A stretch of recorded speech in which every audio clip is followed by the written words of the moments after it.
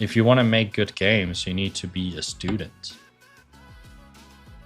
of the world and humans and human experience, right? It's important to understand, well, how do we pick up information? How does the brain work? How does our body work? A little bit. Don't go nerd, don't get a PhD, but still have some sort of understanding. What are the mechanisms behind human beings that are allowing us to go into these different modes?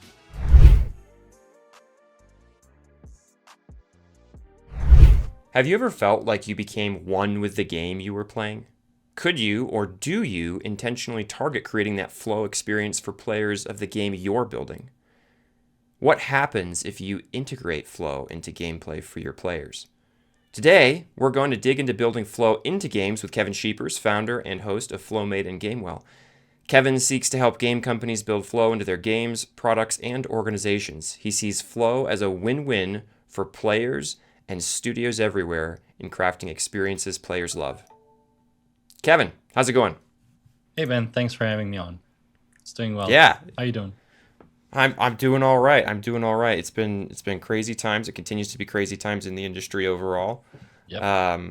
But I think I've been excited to get into this podcast because I actually believe that it comes back to a place where all gaming started, which is how do we create a valuable experience for players? How do we create something that is engaging and beneficial? And you look at that through the lens of flow. So I guess I want to start by just letting you describe what does it mean to be in flow through the lens of a player? What's that like?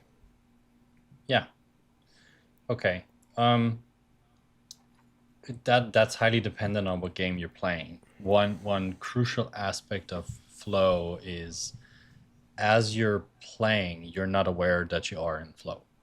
And that is because the sense of self, note not the self-awareness, but the sense of self, the ego is vanishing. So you're not aware of you as a person, and that leads to something that is called action and awareness merging, which is then turning into a flow state. And this is why you have the experience of you becoming one with the character or the game itself, depending on what game it is, right? If there's a single character or not. And another key thing to note would be that the sense of time either slows down or speeds up. So there's a distortion of time. And yeah, it feels flowy, hence the name. The person that coined the term, Mihai Csikszentmihalyi, he originally called it something else, but because of the influence that his son had on him, he started to call it flow, because it kind of reminded them of the experience of Wu Wei, where one thing just kind of goes, and it's the effortless effort in a way, right? Where you're doing the best that you could. It's an optimal state, but it feels like it's just happening, like it's just rolling out there. And so I often like to describe it as, if you've played Mario Kart and you get the star and you just get boosted and you can drive into everything, and you kind of drive a little faster, and it just becomes fun for a little bit.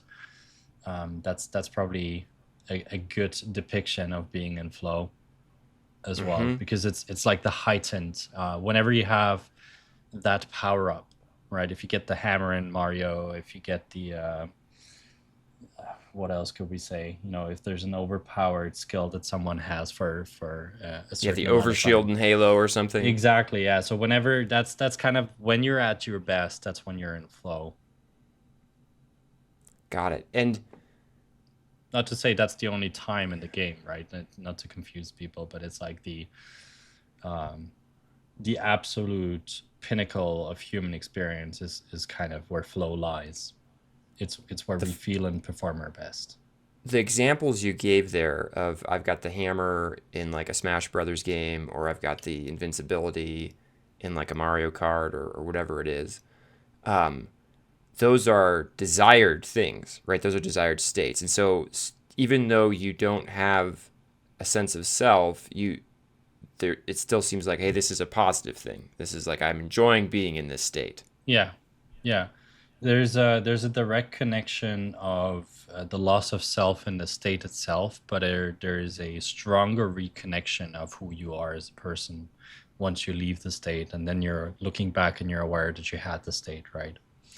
And so if you're Hmm. looking at the game, if we kind of drive that analogy to death, then you would say, well, if I have this, I'm able to do things in the game that I wouldn't do if I don't have access to the state.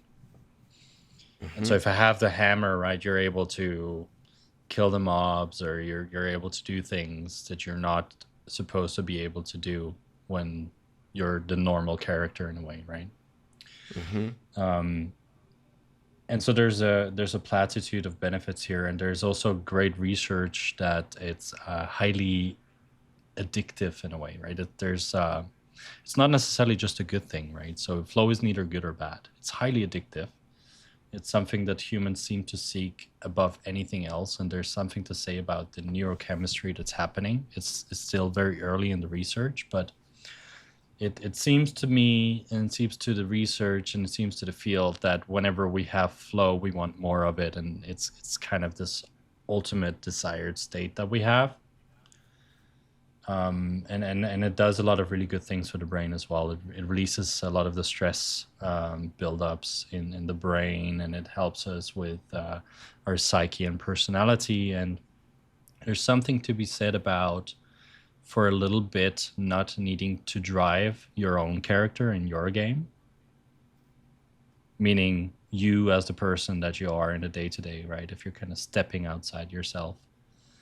There's something to be said that people really want that. Otherwise, you wouldn't go and drink, you wouldn't go smoke some weed, you wouldn't go and do a mushroom journey or whatever, right? There's something to be said that um, there is great benefit for the human brain if it's done in the right context and in the right situation, where we can step outside of ourselves and then come back in, as long as it's not something that we're doing all the time. As you're encouraging developers to think about flow in their design of their games, um, I'm like, how do you even begin that conversation with them? Is it something that like, oh, it's easy, everybody gets it, or is it like most people don't understand what this looks like to set this up in a game? Depends. Honestly, Yeah, depends. Yeah. yeah. I mean, it's yeah, it's a very individual conversation to have from person to person, and most people, though, if you bring it back to an experience they've had, you brought your own experience into this for you to understand it with Halo, right? And so if you first of all, you need to connect to the games that you've played that made you feel this way. And then from there on out, you need to think about the game that you're trying to make now, right? How as a studio, what is the vision? What is the experience? Because we're talking about a state of experience, a human state of experience, right? What is the experience you want the player to go through? Not what are the little game design elements, what are the little sounds, what are all of these really important and very artistic details of the game, but more, what is the big experience? What is the player supposed to be seeing, feeling, going from moment to moment, right? You need to think about the vision first and foremost. And I guess we humans, we really like to think about the outcome, right? What is the game? Well, I want to have this amazing game that player loves, right? But it's more than that. It's what is the actual experience? What is the player going through? What are the core components, the core elements that you want to be highlighted as they're playing? That's kind of step one, to figure out the why of why you're creating this experience, right? um so we're looking at the big picture first, and then from there you need to start tailoring the experience towards that. And so every person that's working on the game have their own way of enforcing flow because they're all important. Every single person that's working on the game has something to contribute. And it's the only way that you really can do it if they're all aligned towards the experience that the player wants to go through.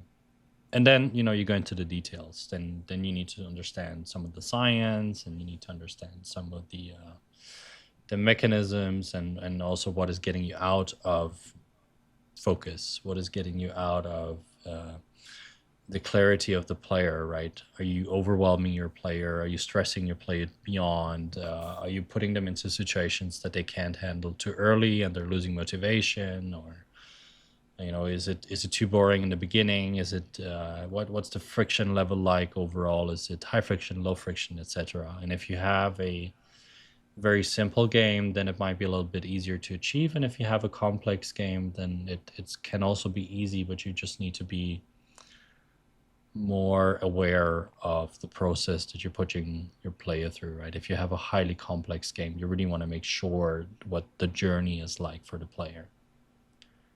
And then we need to talk about a lot of other things, right? Is it a multiplayer, single player? Is it offline, online, etc.? There's a lot of dimensions here. But it all starts with the question of what is your vision? What do you want the player to be experiencing and feeling? And not so much what should the player be thinking. Talk me through that distinction a little bit if you could. Which one? That last one. So you said you want more interested in what they're experiencing and feeling, less interested in what they're thinking. Yeah. Games are highly immersive. And so immersion comes by allowing your senses to be involved in the experience that you're engaging with. And the better that the game is at drawing your concentration into the experience and allowing more senses to be integrated, the more immersive it's going to get. So the more senses you're integrating, the more immersive it is, because you're driving salience, you're driving relevance to the brain in a way. And so the whole way the gameplay needs to be set up is also that you're not distracting the player from on irrelevant things at the right times and stuff as well, right? Especially for free-to-play mobile games that are depending on certain things. You need to be very mindful of when you're interrupting the player if you're thinking about optimal experience, And that's the balance you need to strike, because you need to make money somehow with the game that you're designing, especially in the free-to-play model, right? So when are you interrupting the player and why? And I've recently started Clash of Clans again. Mm-hmm. And funny enough, I realized they do it really well, where when you're playing, when you're in the game itself, when you're in the combat, there's no real distractions except for the little emoticons and stuff, right, which you can turn off. So they've done it really well, that all of the things that are triggering you to either purchase or do something within that space is kind of not happening in the core component of the game. So you're able to have a lot of microflow or macroflow depending on how many games you play back to back. For macroflow, it's probably not the best game, but you could be if you're in a very competitive environment, right? Macroflow is something that you kind of work towards. It requires some familiarity and some understanding and mastery over the game, because it's something you're building up over time. In rare occasions, the game is so well done that right in the beginning, you're able to get a macro flow experience. But because a lot of players are not new players anymore, it often takes them a little while to build up. And it also depends on their life situation, right? So there's not everything that's within the studio's control in terms for the player. Sure. There's other factors. Yep. But the macro flow would be the full-blown flow experience where time gets super weird. There's complete vanishing of self and hours go by.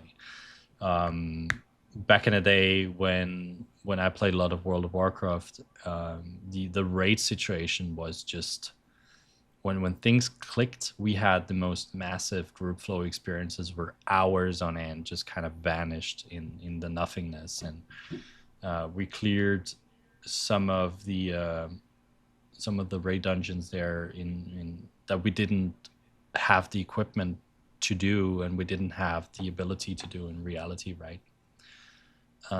So it's something that you're building towards, where it's big, and time vanishes for a longer period of time, and it's very immersive in that state.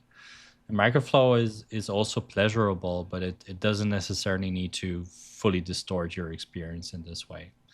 It's more subtle. It's more the day to day. It's more um, driving the car, and you're driving the car without doing anything else, but you're only driving the car, right? And all of a sudden you're there. You got there, and you don't really remember precisely how you did it. And it's important that there's nothing else going on, right? Because if you're listening to an audiobook and you're driving your car, that's not necessarily flow, because you probably were engaged in the audiobook and not in the driving. And flow is a very active state, right? And this is also why games are good at this, because it's active. You're participating. And so the microflow would be smaller activities that drive you into an optimal experience that is not the full blown, the best optimal that you can get, but it's somewhere in between. Got it. Not sure if that made sense or if that's clear enough. Well, I guess I'd ask some clarifying questions around that, because the example of the car, would you say that's more macro flow or micro flow? Depends on the challenge of driving the car, right? If it's a low challenge one, and you're not really actively working on improving anything and pushing the bounds, then it might be more towards the micro experience there. Okay. But it's not. I picked the car because a lot of people know the feeling of putting yourself into a car, and putting a nice playlist on, and you're losing yourself in the driving experience, and maybe there's some challenging situations then come in, but not too challenging, and you hit the flow state, and you kind of get there, and you don't realize exactly how you got there. So macro flow and micro flow, then when you're talking about that, it's more about the depth of the state as opposed to its length. Yeah. Okay. Yeah. And then there might be some association with macro being more sustained because it is deep. You kind of go into it and you go down. You go deeper, so you stay in it, especially without distraction, longer. Yeah. Where a micro, you might just be like bouncing off the surface of I guess we'll say flow is a spectrum, right, of the top of it. Yeah. Without really diving fully into it. Yeah. So it's not necessarily about the duration, although macro flow usually takes a little bit longer than 5 minutes, because it's just you don't really stop your activity. Okay, so thinking about this idea of immersiveness and reaching an optimal state, the challenge skills thing you said was very important. Lack of distractions that pull you out of the experience was important. Yeah. In terms of you in the game, what are other general or generic things that encourage a flow state in the player? I guess something to be said before we move on there, because you said something. Well, I'm not that skilled at this, right? Mm-hmm. So I think there's a sense of individuality where your proneness to flow and your makeup towards getting into flow about the state is not outcome dependent. You don't necessarily need to be the best at the game or professional or whatever, right? So everyone has access to this. Mm-hmm. It's more about that you hit your sweet spot. So there's something to be said about, and I think this is where games need to go in the future, right? The more we can do this, the better, is have individualized feedback mechanisms that allow you to be driven further and further into your experience and be challenged optimally. And this could be going full on scary, VR experience. It's measuring the brain frequencies, and it's measuring your HRV, and it's measuring all sorts of things, right? Your pulse, etc. dilation of your pupils, blah blah blah. It could be going all the way scary that way, and then the game is adapting that direction, right? But that's very futuristic. The thing that you can be doing now is to have some sort of feedback mechanism depending on the skill level of the player as they're going through the experience. So adaptability inside of the experience. And this can go any direction, right? If you have a competitive game, then you would need to have some sort of league that allows the player to be put in the right league instead of just having a leaderboard where you're moving up, because some people exploit that and go down into the lower ranks so they can just beat the players that are not as experienced yet, etc. Right? But if you can design your game in a way where the feedback mechanisms allow the player to be driven further and further into the experience, but also measure how much mastery over the game is being created over time.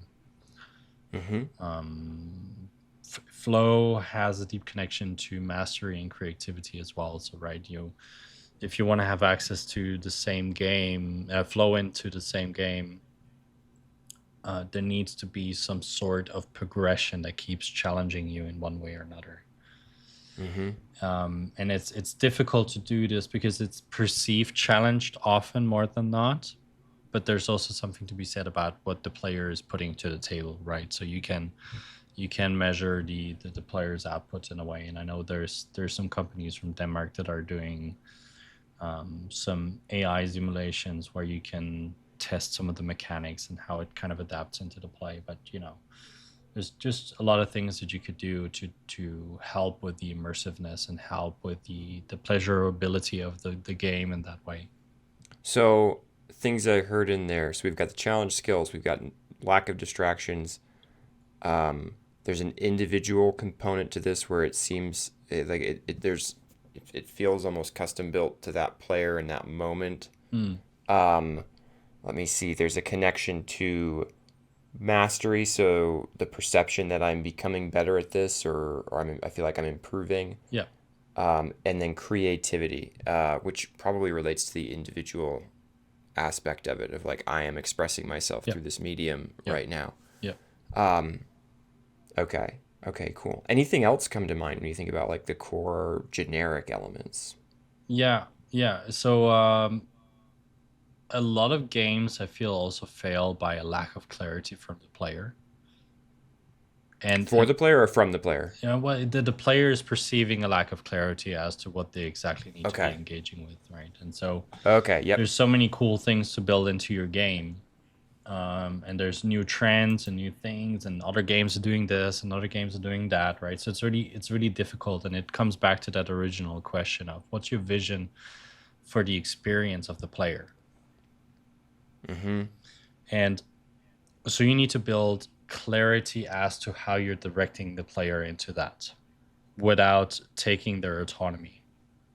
And that's the challenge for the people that are making the games, right? Where what are you building in that's taking away from the experience that you're trying to create? I think one thing we really need to drop into at this point is that you can't play in flow all the time. Flow is not something you can be in 24/7. Some people say and claim that, but it's just simply not true. Because you need rest. You need flow comes in 4 phases, right? So you have a struggle phase, then you have the flow, you have the recovery phase, and before the flow, there's something called the onset, right, where you're releasing into the flow state. So struggle, release, flow, recovery. And so what you mentioned there, right, it becomes too intense if you all of the time you're kind of matched perfectly. I think there's a number, it's somewhere in the 4% above your current skill level would be the optimum, right? So sometimes you need to throw that in, but sometimes you also need to be too challenged. Sometimes you need to be not challenged enough. You need to have undulation, because if you realize that someone has spent a lot of time in flow, you also need to give them time to recover to make the challenge less for them to just have a little bit of lightness and relaxation, and Mm-hmm. not everyone wants to be challenged all the time. And then so I guess this is what happens when people just take a concept and they integrate it into a game, and then they wonder why it doesn't work. Is because you need to understand the nuance of psychology, neurobiology, physiology. You need to make sure that you understand humans if you want to make really good games, because that's who you design for. Mm-hmm. Um, and so again, matchmaking is highly important, but you need to scarcely do it, right? You need to understand when is someone too challenged. And this is this feedback mechanism we talked about, right, where it's adaptive. So when you're starting to see a drop in performance, even though their skill should be matching, then there's probably time to ease up and recover. And this is where a little bit of boredom goes a long way. Ease up, take it easy. And then once you've recovered, you've slept well, etc. This is on the personal life. I know that you can't design a game for this, but still, there's something to be said about giving the player a possibility to kind of step back or have a lighter experience, to then have them struggle a little bit again to hit flow. What are you thinking about from a design perspective as those four states happen? Like, what are the things, again, are there like do's and don'ts for each one? Or is it like, how would you frame that for somebody who's like, okay, cool, I'm trying to integrate this idea of the four phases into my game? Like, what does that look like? Okay, let's maybe tell me a few types of games, and then we could look at how that potentially might be integrated. And this is just Well, me I'll spitballing, right? It's not. This is yeah, yeah, don't yeah, don't yeah. go and follow it directly. You have to look at your own game and then kind of adapt it to that, right? So competitive MOBA, Yeah, extraction shooter, or sort of casual friend game, casual fun with friends game. Competitive MOBA. Okay. competitive MOBA we could start with, or any esports specific game that is competitive. And so because it's competitive in nature, you're usually building up towards some sort of competitive event. And this could be directed within the game or outside, depending on what the game is. We talked a little bit about. Is that when you talk about competitive event? Is that like the destruction of the opponent's base in like a League of Legends environment, or something bigger? Well, because it's already competitive in its nature, right? So Mm-hmm. each game potentially should already be challenging you optimally there. So there, the Okay. matchmaking is very, very important overall, Mm-hmm. just Mm-hmm. for the skill and the mastery of the players to kind of start to become even in the way that you design your leagues and your game itself. Mm-hmm. Um, and so there's something to be said about the off season if you're thinking about recovery. So how could you do something within the game that allows the competitive game to be more fun in the off season, where it's not as you're kind of recovering? So straight after, what events could you do that are just light and fun and that don't challenge you too much? And and you're looking macro here. You're looking like, hey, you were Super you were macro. playing Yeah. competitively for several months, maybe, Hmm. and then, or are you talking about like within the context of a single, hey, I'm sitting down tonight and I'm playing the game? Yeah, Is it but a bit of both? I okay. don't know. Yeah, I mean, we're talking about the player's experience there, what they would be doing, right? And that, I think that's not the Yep. context of a conversation. That's a whole different conversation. There's still a lot of components that are overlapping, because we're talking about athletes in a way, right? Mm-hmm. But from a game perspective, whether you're the publisher, the studio, or the organizers of the event, right? So if you're thinking about the phases of flow, you need to think, how can I integrate things into the game? And I guess, mobile would probably not be a good thing to kind of pick this apart as a principle or concept, right? Because it's really dependent on the players you get matched with. It's really dependent on what's Right. happening within Yep. the game. But straight after a high competition that has affected the majority of your player base in a way or another, right? I would have some sort of thing happening within the game that is giving you lightness and fun, and something that just gets you recovered and ready for the next game. If you want to keep your player in your game whilst they're recovering after intensity, then you need to find some low stress, goofy gameplay that they can do within the game, or have a mode, as you said, within the game that is allowing them to still play with their skill and their mastery and still be immersed in it and still have fun. But there's no stakes. It's just Yeah, whatever. right. A lot of Nintendo games do this massively well, right? Where in Zelda you go and hit some chickens and then you get hunted by them, and that's just tremendous fun, right? Or Mm-hmm. what's another good example? Nothing comes to mind. Yeah, but if you have a mode where you maybe find something that's not necessarily, it can be related, but it doesn't have to. You could have something within your game that allows your player to casually just release a little bit that has something to do with you staying within that game, if you love that IP or not. Um, Otherwise, they're just going to do it somewhere else. Yeah, you got to step away from You the step computer. away, right? You got to just stop. So managing arousal, and I think that was a topic of we've also talked about in a different conversation, was that understanding arousal within humans and then mapping it to the way that your game is played, that you're not just peaking, you're not just climbing the ladder all the time, or it's not too flat. You kind of need to undulate within the gameplay and the game experience, and it doesn't matter if you have an RPG or a racer game or a mobile game or whatever. You just have to make sure that it's not overwhelming too much of the time and not underwhelming too much of the time. And this is Mm-hmm. where a lot of people use that picture of the flow channel. If you go and Google flow, you would most of the time see the flow channel coming up. And the flow channel is where you're optimizing your arousal and the challenge skills balance in a way where you are inside of the flow channel, and this is where flow happens.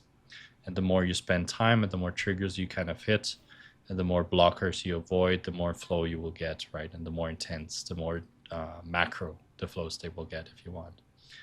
And Mm-hmm. so guide your player through arousal and understand motivation and player types. And so if you want to make good games, you need to be a student of the world and humans and human experience, right? It's important to understand, well, how do we pick up information? How does the brain work? How does our body work? A little bit. Not, don't go nerd, don't get a PhD, but still have some sort of understanding. What are the mechanisms behind human beings that are allowing us to go into these different modes? Also, there's an idea in my mind, which is the relationships develop. They're not static things. They're always moving. If you cannot maintain a relationship in a static place with anybody, Mm, because all parties are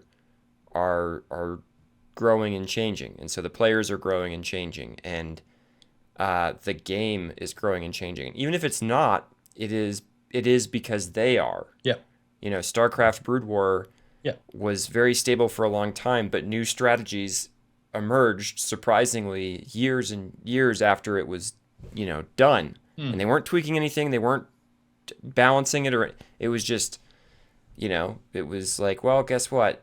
I found a new strategy and it kind of works, and now everybody has to learn, react, and adapt to it. And maybe it wasn't possible before because no one was that good enough to pull it off, right? And yeah. and so you have this relationship between you have an ongoing relationship. The relationship implies change, because at minimum the players are an active and an open system inside of that broader system, and so they're Mm, they're they're going to be adapting and changing and adjusting and playing other things and whatever. And that also means that during development, this idea of what is the identity of your game, who is your game, how does the studio relate to the game, how does the player relate to the game, is also experiencing a lot of flux and change. You're yeah. like you're figuring that out as you develop the game, and it's just one other aspect of to me it comes back to this idea of you inside of game development, uncertainty is just built into the world we operate in. Mm. You cannot get around it. You cannot plan for all of it. You cannot get ahead of everything. Even if you're doing what you thought was the most boring sequel in the world, the reality is that the players have already changed since the first one. The game has already changed because it's different than the first. Because you can't just ship the exact same game twice. No one's going to buy the second one. You have to make it different, new, hopefully better. You have to innovate a little bit. You have to try stuff. And most games have quite a bit of innovation baked into them. And so that's just on the vision side. But now you bring up, I think appropriately, the relationship side and recognizing that is also something that is changing and that you have to be paying attention to and learning from and not ignoring. Like it's an ignore that at your peril type of thing. Because to ignore it is to make assumptions. And we're not great at that. Or at least we're not consistent enough at it to make your game successful if you ignored how that relationship shifted. Mm. Yeah. Yeah, I think you have a really valid point there, right? If we're bringing back the concept of flow, it's a moment to moment in the now experience as it changes. And so concentration and awareness is very important. Self-awareness, but also awareness of the other components that are changing in real time. And so making sure that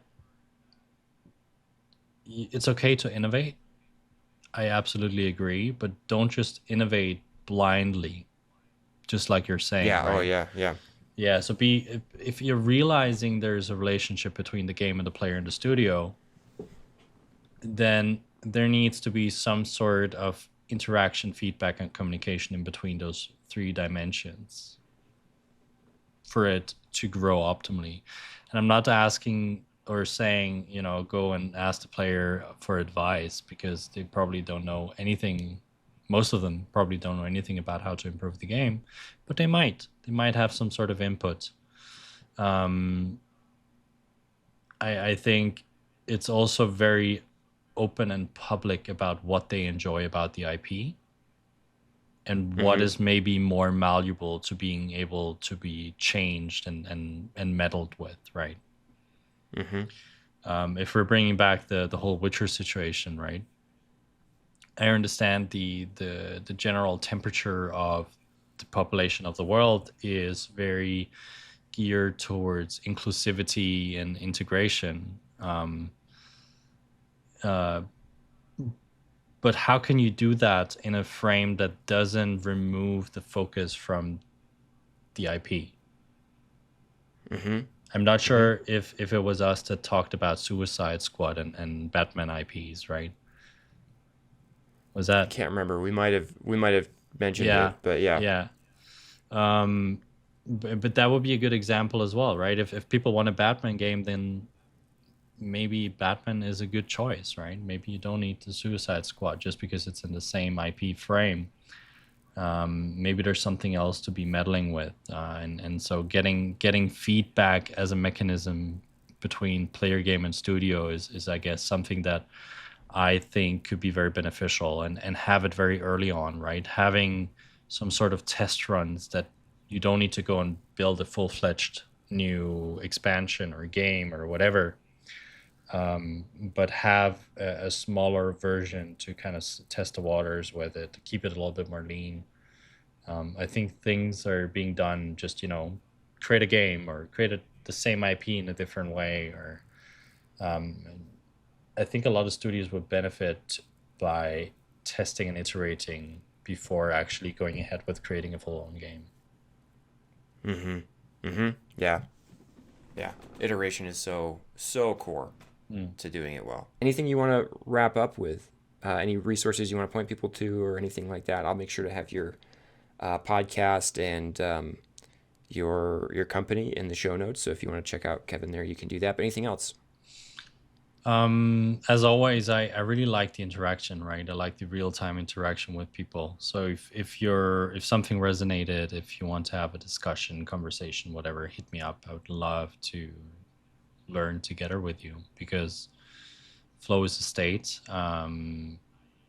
I want ultimately for an optimal experience for the people making games, and for the people playing games. And so if we can do that together, that'd be amazing. And that can only happen if we're participating actively and starting to be aware of what some of the underlying mechanisms are. And I think, the irony here, flow is the merging of the two capacities of our brain. We talked in a different conversation about the fast and the slow brain, right? The logical, analytical, very slow processing, and the more reactive, intuitive, in the moment kind of, if someone tries to slap you, you're most likely take your hand up. What was that? That was the fast Mm-hmm. brain. And yeah, if you want to end with kind of analogy, it's not the dark side or the light side. It is the merging of the two. It's the one and the two, the fast and the slow, that needs to come together. So we need to raise awareness and realize that, sometimes we need something to be destructive, and sometimes we need to be something to be creative. And it's a push and a pull, and so awareness and attention gives us the ability to at least interact and attempt to do as good as we can, and that's optimal, and that's flow. Awesome. Love it. All right. Thank you so much, Kevin. Yep. Glad to have you on again. All right. Quickly summarize the main points about flow for players in your game. First, to get players into flow, you have to know what experience you're trying to create. You have to know what the vision for your game is. What it looks like to create flow for players will vary depending on the game you're making. 2, flow is an active state, and games are particularly good at creating it because they require participation and are really about becoming fully immersed in the experience. So this is an ideal place to build flow into your game. 3, creating an experience where the player has clarity of what to do while still having agency within that experience will give players a strong chance to enter flow. Don't overwhelm players with too much stuff to do and tons of cool features that actually distract them from where they should be focusing. Less really can be more. 4, don't try to keep a player in a continuous state of flow. Let them have breaks to recover where things are a little bit easier, or they'll burn out. 5, be willing to iterate and test things early with players to see if you are setting them up for flow or not. It's unlikely to be perfect right out of the gate. Just like everything else, it requires some iteration. All right, hope you enjoyed the episode. Thanks a ton. Bye-bye.